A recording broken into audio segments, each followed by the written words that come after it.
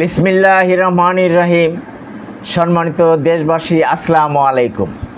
আপনারা জানেন, দীর্ঘ 16 বছর যাবৎ একটি অবৈধ, অগণতান্ত্রিক, নিষ্ঠুর, গণহত্যাকারী ও স্বৈরাচারী সরকার দেশ পরিচালনা করে দেশের অনেক ক্ষতি ও ভাবমূর্তি নষ্ট করেছে।